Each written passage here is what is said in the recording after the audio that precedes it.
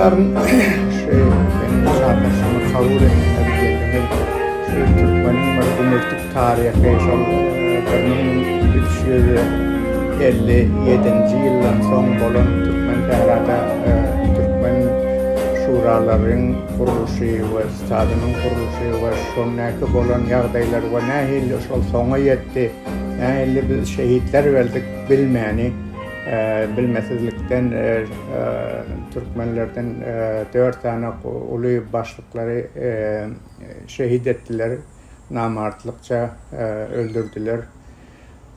Şu zatların hemmesi şu zamana kadar bir gümürtü. Umuman Türkmen halkının tarihi gümürtülü. Sebebi biz yazmayarız yani bir şunu yanıp bir ulu mümkünçülükler var, video yazıp bolya, gep yazısını edip bolya.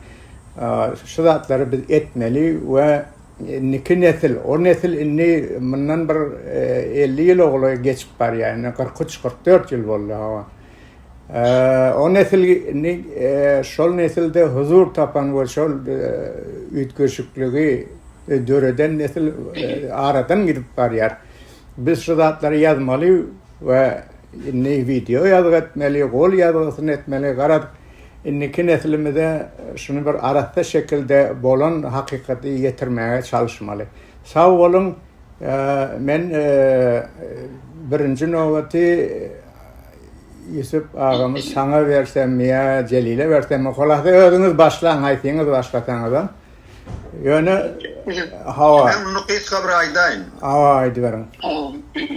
Hava, şol bilşiniz yani Kopmen merkezi stada ben de Türkmen tarafından vekil olup geliyordum.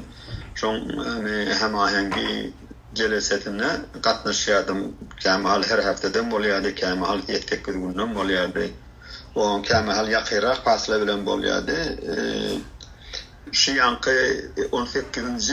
Behmen benim için bir tofor gümürtük yeri var, açılmadık yerleri var. Şu halkı katnaşıyan, aktif olayan, yani daşından kırıklayan adamlardan haber alıp soruşup yani biz bir malumat toplap şu bolan vakanı av hem taraflı görüp bilmeni ödümüde malumat yığınamalı düşünüyorum. Şunu ben de Türkmenli olandan şunun ben otada huzurum yok. Yöne şol hükümette bir tanışım vardı. Doktor Hamid Mehşid şunun ben toğradım. Şunun 18.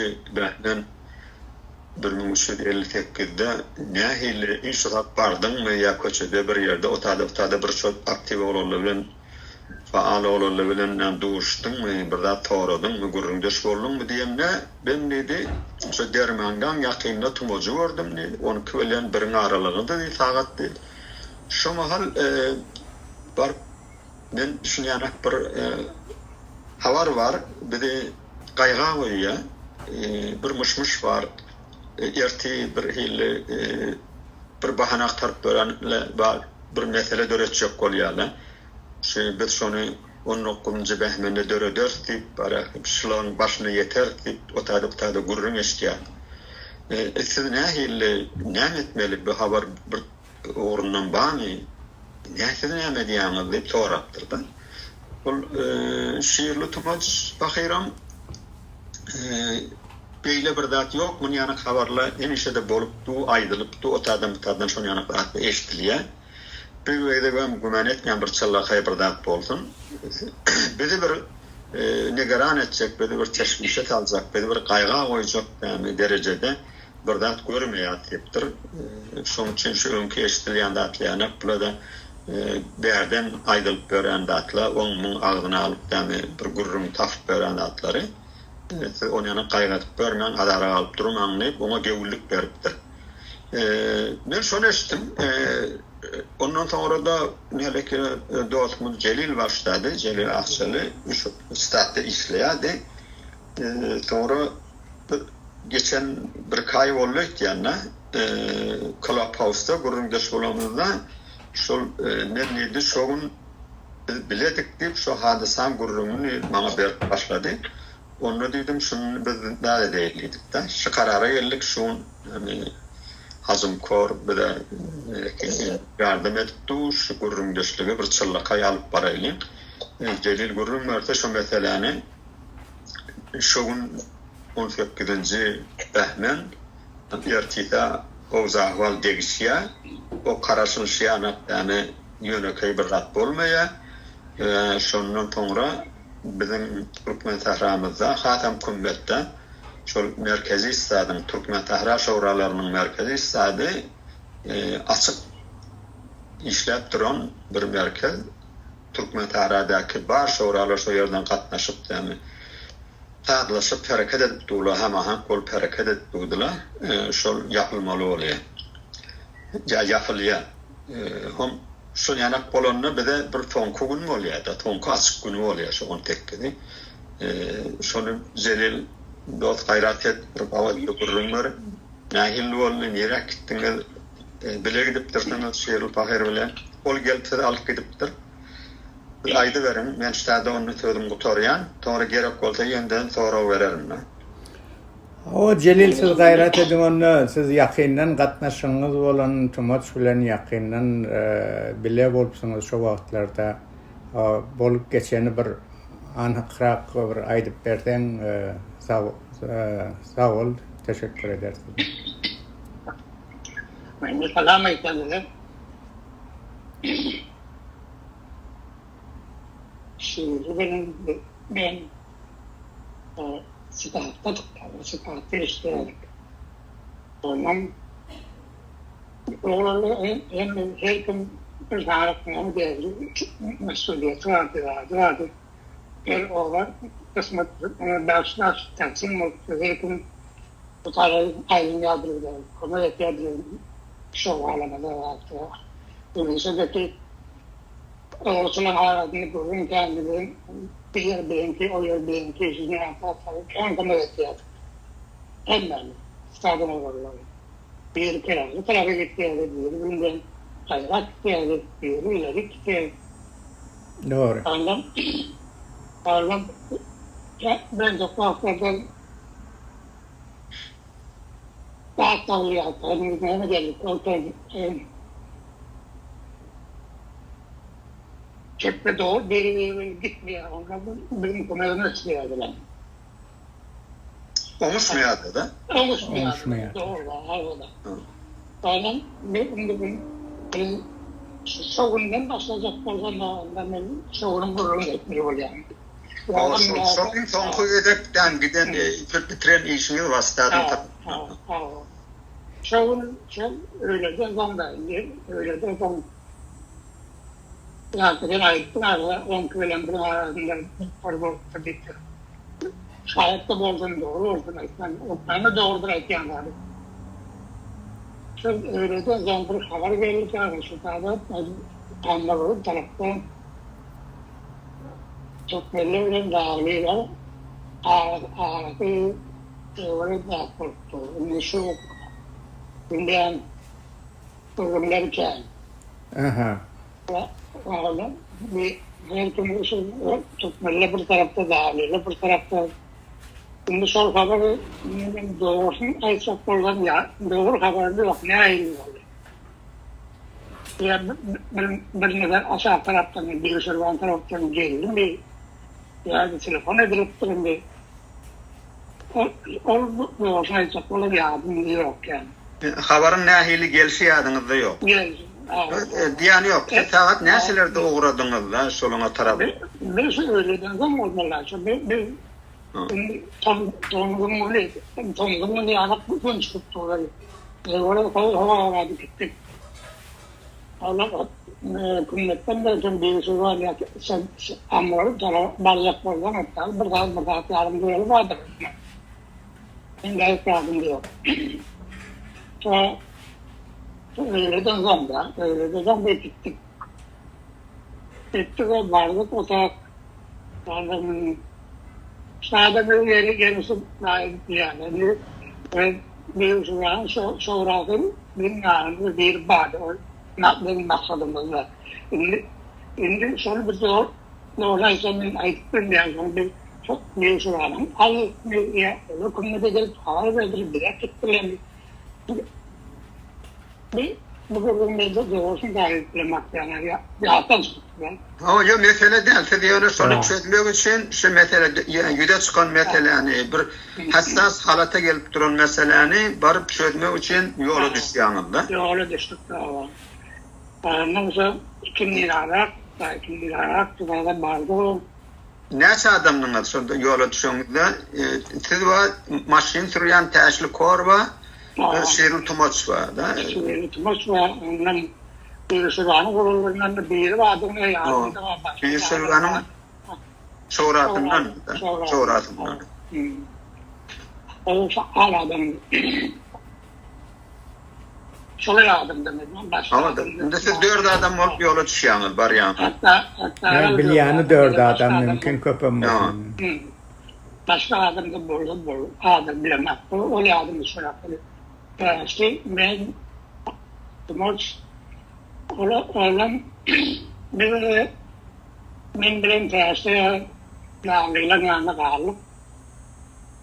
Onun tumaçların orada gittiğini tutmalı benim köpeşine, onun vakıfı benim köpeşine. Bunları razı edip benim öyle verdiler. Şimdi ben daha çektim diye, daha çekti. Bunları razı edip ne diyelim. Daha da oruç borçlarını ekmekledim, onları iyi verecekler. Onlar razı onlarla gittiler. Benim edeyişimde o takmalam. Edeyişimde su gittim. Bir saat çektin şol gepleşikle, gurrunleşikle. Yok, ben çektim. Rahattan müsait programlar çekendi. Saat yarımı çökendi. Saat yarım içinde şu meseleni çözüp bildiniz de. Ağladan, onu gittiler de, razılaşıp gittiler. Çektim böyle yine gittiler. Ama da razılaştılar, mesele çözüldü de razı oldular. Onlar bulan gururunu da nereden üstünlediğini de yardımcı yoksulluğunu üstünledir yani. Yani üstünledir. Doğru. Şöyle. Onu şöyle Ammaroğlu'nun ne değil, Ammaroğlu'nun teorisi nedir da bir yerde? Senden aşağı koyun, ne var? Aşağı koyun. Washington Setti'nin aşağı koyun ne? Aşağı koyun, ne var? Yerin başında. Yerin başında gururun var. Yerin başında. Şimdi ben bilemem, neyse oradan. Çoğun üstünde o şey hatırlamıyor. Kepleri vardır, gururumları vardır. Yerim var. Herhal mesele dörattır da. Mesele dörattır. İkisi de imkanı var da. Ben yerin üstünde oldum, bir yerde çoğun üstünde oldum. Tamam. Doğru. Ona razılaşıp öyle giderlerini falan biz de yolma ettik. Yolma işte yankı şiirli pahirin şuran otada Ataköy'ü vardı da. Hava. Yolma almadım. Şiirin öğüne vardı. Benden bile olukon öğüleri vardı. Doğruları vardı, yahatları vardı. Annem çektiğini üşüdüler. Şam üşüdüler. Ait bir şam yedik. Oturduk. Yiyeceğim bir vaatı kayıttı bu kadar. Şam'ya kayıttınız. Tavada şam'da kayıttı. Şu bolon zatlar şu cinayetçilerin oğurlarının giyecesinin öykü günü da. Şu gün. Şovun. 17. Behman. Hava. Ana bu yormadan geldik kumlar. İlk akşam nahar yenirsin de olan öylörünü. Gün bakıp yani. Tamam. Türkmenler tarihine bir yaptın namaz diyebilirim. Ne diyebilirim? İlk akşam mı oluyor da? İlk akşam. Giyce akşam mı? İlk akşam mı da? Hava. Çok vafilat. Önümde şu anda attığım doğran. Yavaş kumlardan kayıttı. Siz kumlada gelip yeten vaktiniz saat neyse 10 nav oldu mu? Yok, ben bulundum. Aha. Neyse saat 10 çoğuluk derledim. Sade gelemedi de oğlanla bağlı. Ondan sonra oğlanla bir sene oğlundan bazılarını biliyen, yani doğru ağaç çıkıplamak, ağaç çıkmayacak. Yok mesele gerekliği yok da mesele ki gelenizden sonra şu tadan hemen nahille statta kalınır. Tevavi havar gelip de erti bir şehirde bir hareketli olacak, bir işle olacak deyip de bir hille negeran konanda havarla. Anladım. Ondan statta tanış adamlardan şu tadan yani bir meselesi olup o tadan gelen adamlar var mı şu vakti yok. Hiç oluyor da bir vakit var ya. Anladım. Ve Finlandiya'da şu ne veriyor?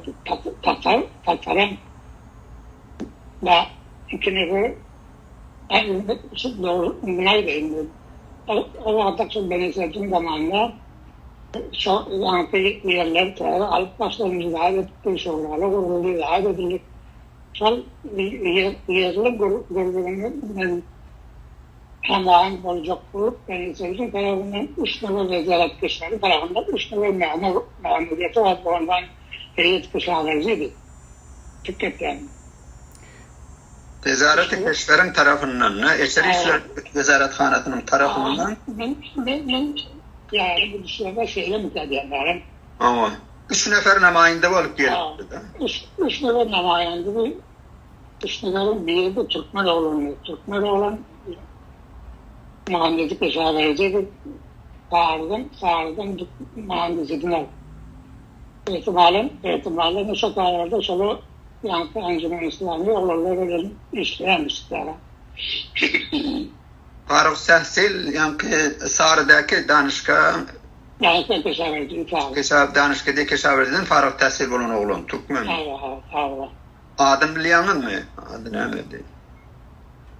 Adı tamirin bilen formaliydi. Formali. Kısa adını bilen yok. Kısa adını doğru mu? Dakik adınızda derler. Rasanayı adı adım diyor. Mühendis formali oluyor. Şöyle 3 neferin biri. Türkmen oğlun Kümmet Kavuz'un teorevindendir da. Allah. Etrafından. Ondan şu iyice solun üçüde de geldi mi ya ne çeti var? Onun solun çıkmış nelerden 2 neleri Tatar oluyordu. Tarttırla dağılıyla ağzını ona bu tutmaya sonra böyle çok hassas bir tane metkiye hareket edip onları sade getiriyorlar. Onun ikisi yani dua öyle getirilen adam da ikisi çoğunluğun bir hayır geliyorlar. 2 nefer sonradan 2 neverdeki artık heyetten. Şu Tatar diyanın şu Tatar Oliya diyalar mı? Allah. Tatar Oliya şehri. Yani o var. Aydar.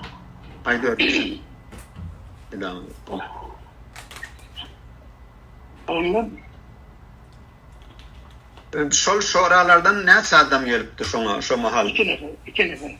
2 adam şoradan, 2 adam yankı heyeti senefereden. Heyeti senefereden 2 nefer Allah. 2 nefer heyeti senefereden.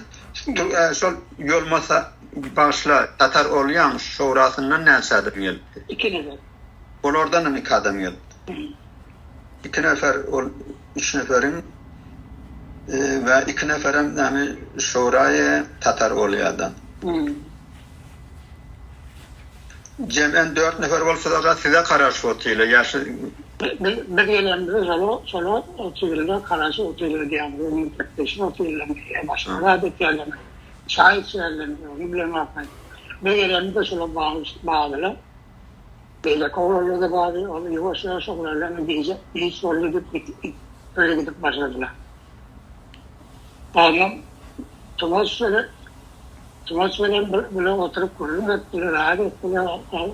Çok kurulumun içinde birlikte biraz başlamada gelip başladılar. Hastalık belli, hastalık vardı. Peki, şimdi söyleyeyim ben nail gelenliği yardımcı yok. Ben yetim bilen hastalık yardımcı bile geldiler. Şimdi ben şunu kururum vereyim onunla. Hastalık bilen Hactawak Pahir bilen Hekim Mahtumi ikisi ahonaga çağırıya, şolar günni görüya, Tumazca ve buları aytya, siz akşam boş bolsaňyz gelin naharı, akşam nahar bizden yiyin diye. Olan ikisi geliye, Tumaz gelmeye, Tumaz bura telefon etdiýärler Tumaz'a satada. Tumaz'a aytýar, satada bir gurrun gelelle we gurrun etmeli bolýar. Sizem boş bolsaňyz gelem nahar ýem bolsaňyz. Onu da diyor, nahar yemede sana garaşı otuysiyala. Onu diye, pitada da nahar ba diye, yönete onu sizi kaytacak olsanız, çöreğal kaydan diye. Şu gurruna boşulacak olsanız diye, tebebi, uşayan kaytsın yanak, şu heyetten ikadem gelipdi. Devletin heyetinden. İkadem gelipdi. Ola da onu birem kaydaylı, onu yanın ciddi gurruna olsa, sırlakay gurruna olsa, hükümet tarafından gelip duran oldu. Şol ahonaga aýtýar, ne onu şu çörek alıp gidin diýip çörek berdi ellerine diye. Ola tutada gelýärler. Ende yankı gurruna Tumas bilen bile ol nefer bilen gatnaşýarlar. Ben aýtýarlar, şular gelmişi, yankı hükümet heyetinin tarafından gelmişi de ittifaqy bolar. Yani olmuşa karar teslim tutanlar gerek var. Mesela bir dijital kurumu yok. Çok hem ittifaqy düşüyorlar. Şovun bolundatlar. Yon habar verip gelmeyen dillede olary Tatar olyan şorasy şula nablı bilen gurrundaş bolýarlar. Bir zadyň izinine dip şek edip hem olar alyp gaýtýarlar istada. Bak şöyle. Bu düşünüşiniz doğru da. Onu ola öýler istada turup gelmeýärdi, olar alyp gaýtýarlar. Öyle. Bana geçen bir vaktiyle bile sordular. Üç maşin oradakine kadar öğreniyorlardı. Ondan Tatarınka'da orada öğren maşinler vardı. Ondan şehirli paraya vardı, öğren maşinleri. Üç tane maşin istadım, önüne çıktılar gittiler. Şu oturdular, gurrundaş bolurlar, soň çıktılar etdiler. Aha, doğru. Her kim öz maşini bilen gitýär da soň gurrundan sonra. Avada. Tatarın çoğu vardı, iki nefer öğrenler. Bir maşin var, orada iki nefer öğrenler. O maşinler var sağlam yani. Heyetin näme? Heyetten iki nefer var, şu iki neferin maşini landyber diýdin mi? Landyber. Bu üçüncü maşin Tumaç Vahidi, Hüseyin Zürcani ve Hekim Mahtum Pahir. Şöyle 3 bolup gitti, 4 bolup gitýärler. Şöyle 4 bolup gitýärler. Nire gittiler, näme iş bilen gittiler, hiç ondan bellik ýokmy? Yok da, sonunda belli yok. Ben yani bir eğilen bir daha çıktım böyle ona çok öğrendim yani. Daha diploma. Doğru, nire gideceklerinin hem bellisi yoktu da, aýtmadylar da. Yok, onu bellisi yok. Nire gidecekleri, ondan ne bulup, üç maçı içipti bir program mutlaka okuyan.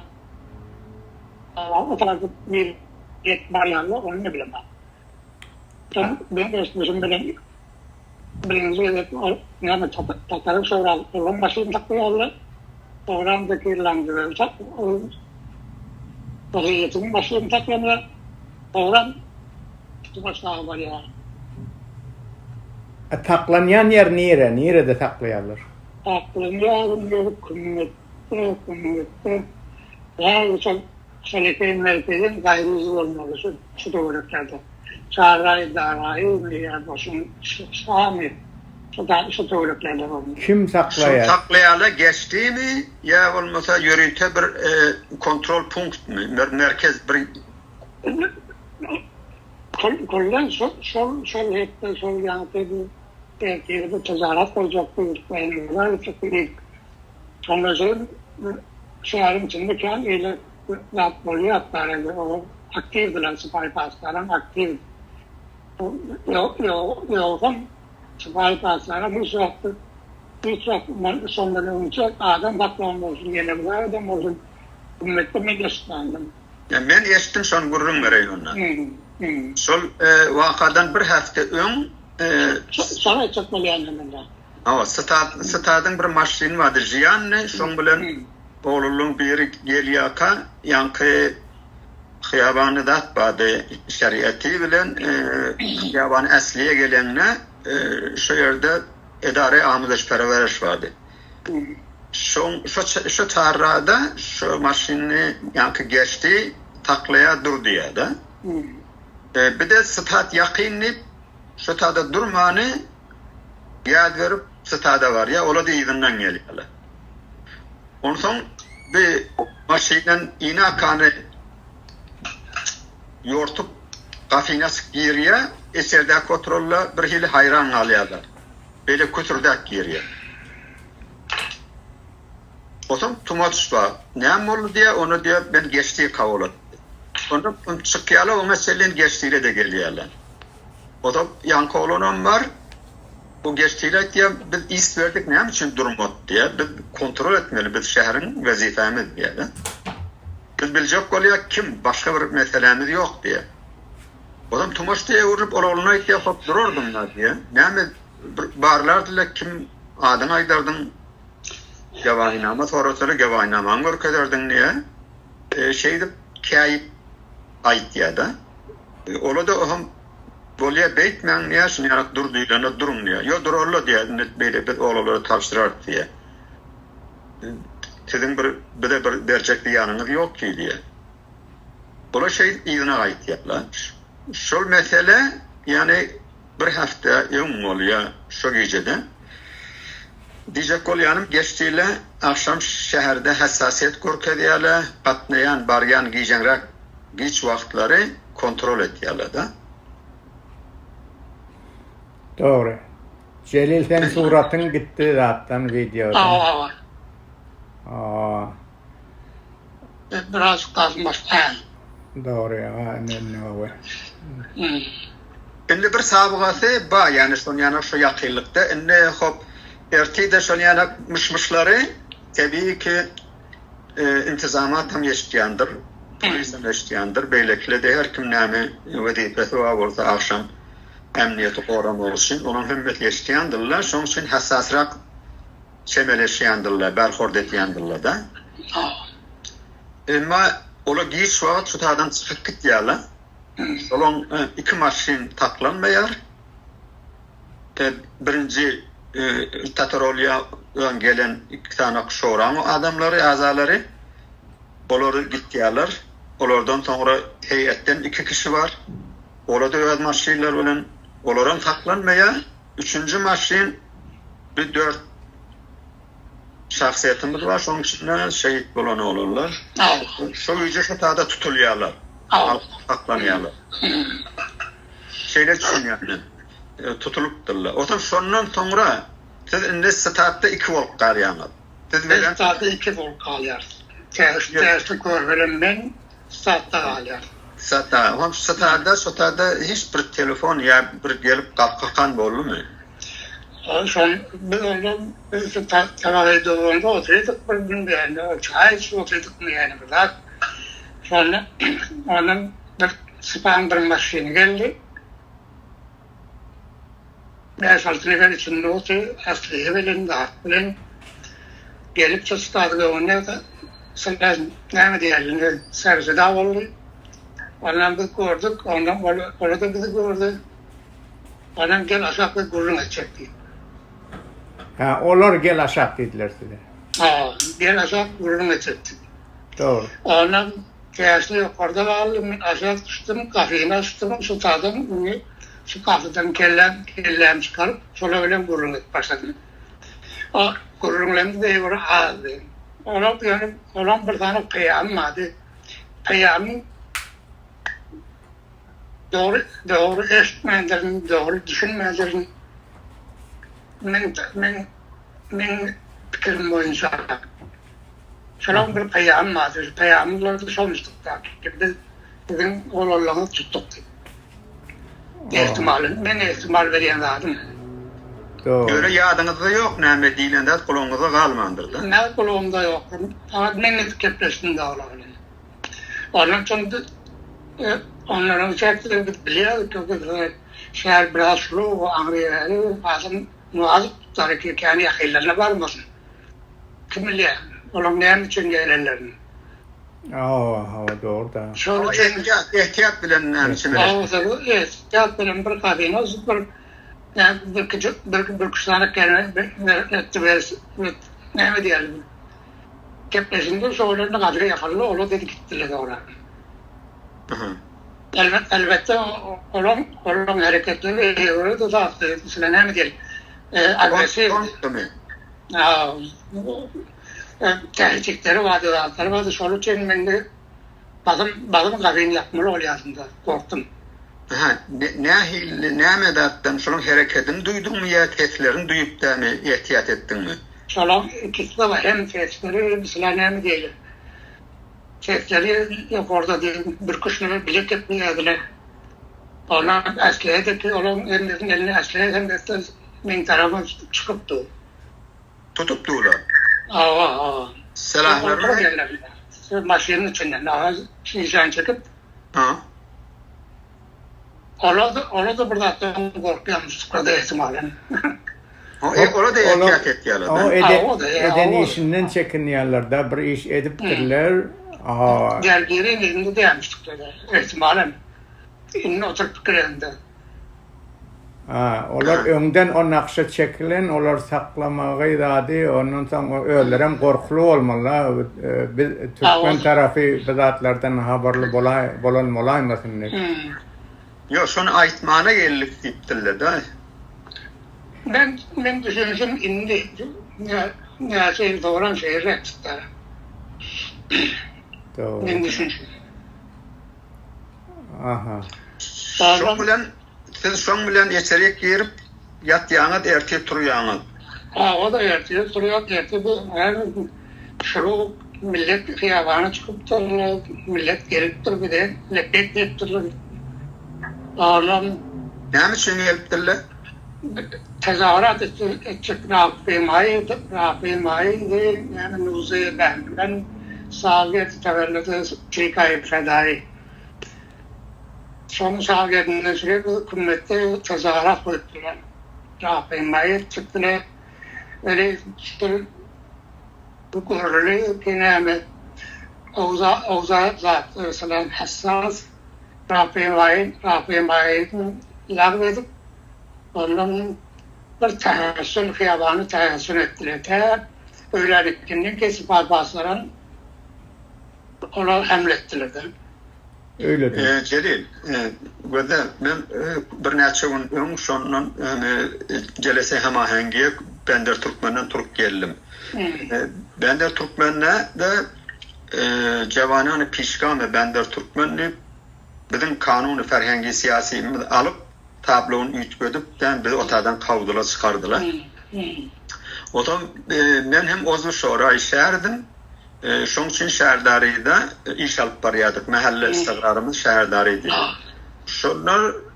Şolar Yankı Pişkamil'le biz dedi Bender Türkmen'le 19. Behmen şol sazmany fedaýan halgyň näme başlanygy güni, düýüp tutulan güni şonu hormatlajak bolýar, şoňa ýörite iş alyp barjak bolýar. Biz dedi ite habar berýärdiler şoňa işler. Otam biz aýtdyk, göder şoňa işler dedik, de urthat bermeýär şähriň içinde otak däme şo orok çekiş ya yankı sazmanyň armany dadyny ýelmemege, şonu ulaltyp goýmaga, näme etmege urthat bermeýär. Nerede urthat berýäňi diýdiler. Bender Türklerin bir orta mektebi vardı, Divirstan yani İran'da. Mahtumul adı, bir okuyakan adı hidayetti. Şu taada bir salon imtihanat vardı. Olukon salon vardı. Şu taada beriyat, siz şun içinde näme qadılvaydak götürýän, orok çekiş götürýän, näme etýäňi görmüp bilýäňiz. Ýöne şun qalfyndan sonra hiç zat bolmadyn. Bolsa intizamat verip de onu ayırtırır dedi. Evet. O zaman ola biraz kıyın gördüler. Näme beýdi baýtýan, näme bunu ýanyk bede mahdudiyet bejerýanydy. Biz dedik İran'na inqilab sosyalisti olanok. Biz ýa-ni Türkmentarada zähmetkeşlere kömek etmek için ve halkyma yardım etmek için İran'a bir şert berdi. Şu şertten peýdalanyp näle şeýle bolup, hem şäherimizde şu oba şoraların näle şäher şorasyna murduk dedik. Ýöne biz dedik, siz şonu hormatlajakdan şu taýda hormatlaýberin, näme etýän? Onu edibermiş o taýda. O zaman şoň biz özümizden tezahürat geçirdik. Evet. Şehirde rahpeymayı koyduk. Ondan Berlin Arahim qatnamanı okuduk. Ondan sonra şol inqilab bolangyň 22-nji bähmenne Tehran'ın näme İska radiosundan sazman çyrek hayfada ay halk bilmedim mujahidin halk gelin kömege bizi şeýdip gabap dola näme dip beýgaran şonu zapt edipdirler şonu pahş etdik o. Gara şu güni ýatladyk da bir helle. O zaman şu taýda biri Bender Türkmenim Parslan oturýan ýani idare Tariwan sazmany Xanahay sazmany diýýardylar. Şu Rahanyň merbut dämi, işçilerine merbut dämi öýlediler. Şu taýdan oğullarynyň birdi. Şol gelip beni çekti kenara ten eşittin mi dedi, ben de hatta kümmette dedi, 4 o sazmanın 4 dämi, yani stadın 4 tanak dämi rahberlerinden oğurlapdyrlar dedi. Asan oğurlapdyrlar, onu öten akşam oğurlapdyrlar. Bizim havarımız yok, öne sen şu gurrun şu mahal koy, bir taýda bizini onun mesnuttan ştadyk biter. Ýende onun meşdaýygydan, o zaman ondan sonra ýanadandan gerek goýsa gurrun ederken kimden eşitdiň diýdim, onu biziň garnaşymyz we şola telefon edip aýtdy diýdi. Öňe bende türkmende ümsümlik hiç zat yok, onu ýanak gurrun ýok diýdi, o taýda şonu ýanak mesele bolupdyr diýdi. Onu görürs diýdik, bizden habarymyz ýok.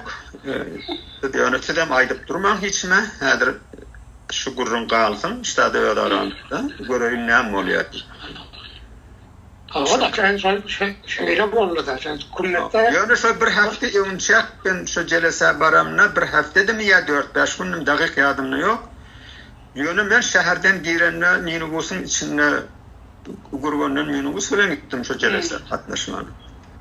Şehrin içinde şu niranı ödeten orak çekiş vardı. Allah. Bir hilli adam her tirin başında çırağı var ki burada tapsalı bir ak parçanın üstünde şu orak çıkışı koyup näme edip barakayım bir sürü şuarlı bilen şonu tanıp bilen bağlap koyupdurlar.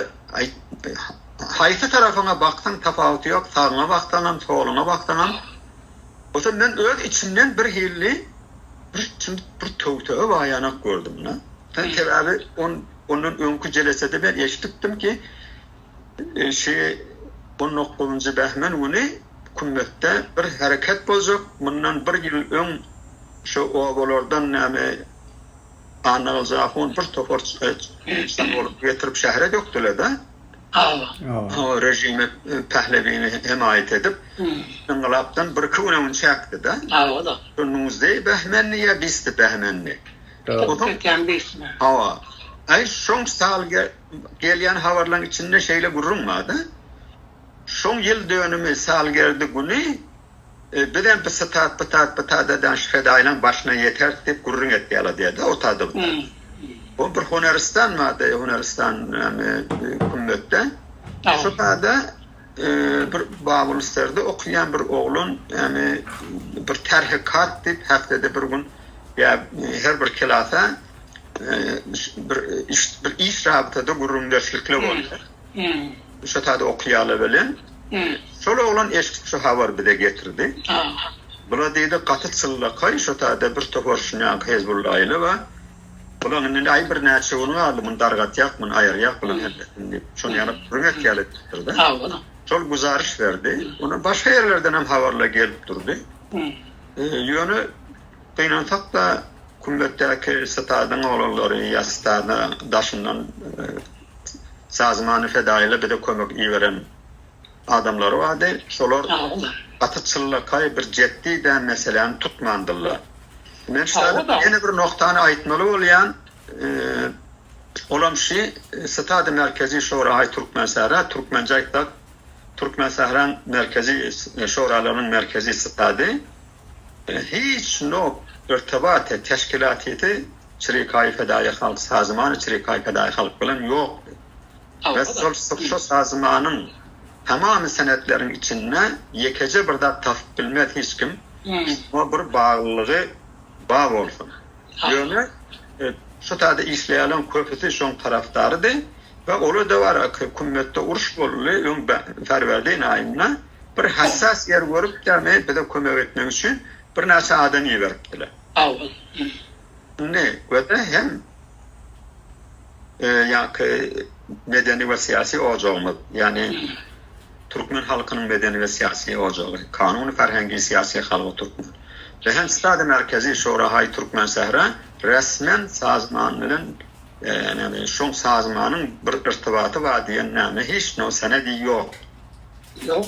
Ve oğlunun nami şu havadarlığın taraftarlarının olun hevesi ölen nami koyan hormatları fedailara neçe yıl var demi 1349 yıldan başlanıp da şöyle fedakari edip geliyorlar bir rejime sitemkarı pehlevini yok etmek için şöyle bizim hem kavurayan tarafımızdı ve şu kadar fedakarana terhasen lazım olsa ağırlarını yankı ağı koyup, değer koyup, şunu yugudup siyahlarla öğlerin öğretmeni, feda etmeni hazır olup sıllıkla hükümetin karşısında görüşürler için, mübariz ederler için bir de bir tehsinami, bir de şunun havadarıdır, taraftarıdır.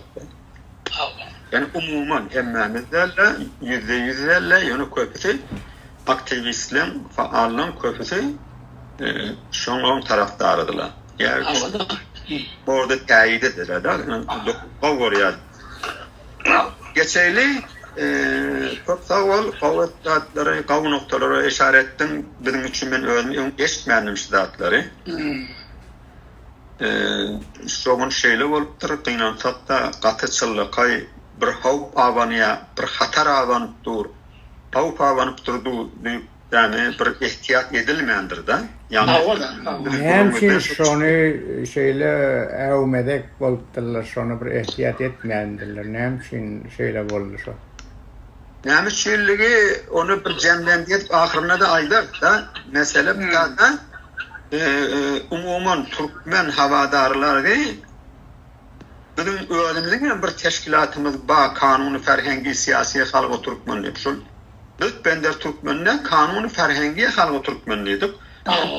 Ferhengi ve siyasi halkı Türkmenliydiler. Otel siyasi demden sonra şuna layığın teşkilatın olmalılar. Otağı fikrin olmalı. Bolup duran, geçip duran dağıtları yuvurduğuna mutale edip durmalı. Onun içinden hat çıkarıp durmalı. Bu gidiş nire tarafa gitti ya. Bir de neyme havp avandıracak? Peydayeti niretinden peydalanıp olacak. Niretinden ihtiyat edip durmalı. Niretinden kaçıp durmalı. Niretin tutup durmalı. Şunu hiç bir organı göremedi ki şu işleri durmalı. Müteessifane gelmiş ya. Müteessifane bizim şu o tarz fikirlerini becerecek oğlanların birinci cemde ölü der.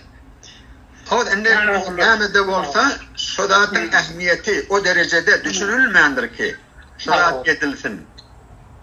O şuna var Satya'da. Yani Türkmensahra'da böyle bolup duran hareket bir tarihi hareket. Yani bizden önkü nesillen hiç no bir de var ahin yeten bir tecrübe yok. İnşallah durum inşallah.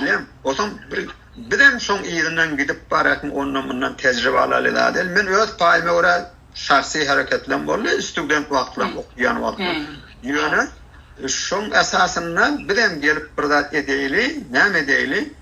Bizim bir teşkilatımız olsun, bir sazman yaptığımız olsun, esasnamamız olsun, bernamamız olsun. Bu derecede değerli. Hem de dahil şu konuda geçecek, hem de şöyle temin edecekler. Şöyle sadığını emir ettiğerler.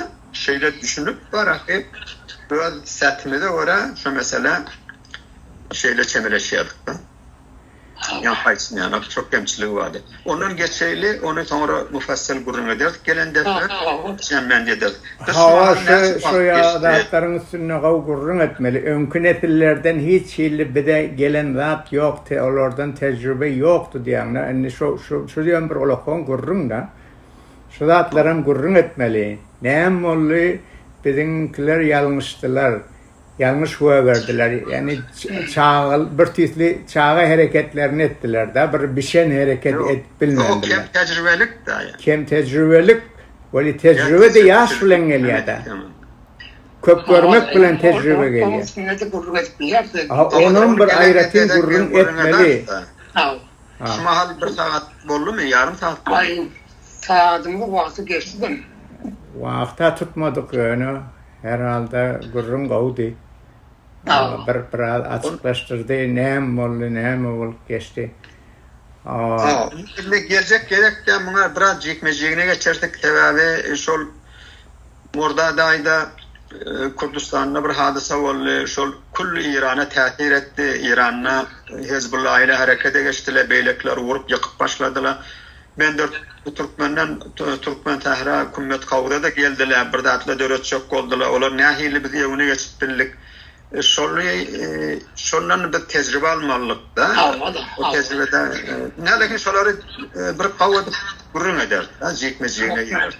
O gurrun etmeli hükmen açıklamalı hemme dadı. Nehil volu şu uruş volu. Uruştan sonra da hani gelip Türkmenin yaşlılarını öldürdüler. Yankı tecrübe diyen gurrunga var yaşı şiyem. Olar o yaşı olu diye ve tecrübelileri yok. Bunun bunu eşecekler yağdadır da. Onu gelecek gurrunlar da ederse. Bu ullukça köp sağ olun katnaştığına hazım teşekkür et yarın bernamanı kabul ettiğine zahmetini teşekkür et yani ben daima düşen aytyan. Celil köp sağ olun şoğun ki bolan namet tariban şoğun ki diyemizde ahir kuvunna. Ava tavul Celil bir aydınlanmalı, açıklamalı şunu henüz bir... Memleketi olarak asırarsı yani bir değişi yani çıktıcıkını kurum eder. Ama çıktıcık kurum eder mesela. Yani şol baştan başlar, nehil ol başlar, ne fazla ne merhalede geçirdik. Sonun Irak gelip sattı. Gelen geçen gelen gerek kurum eder. Yaşar mı? Yaşar.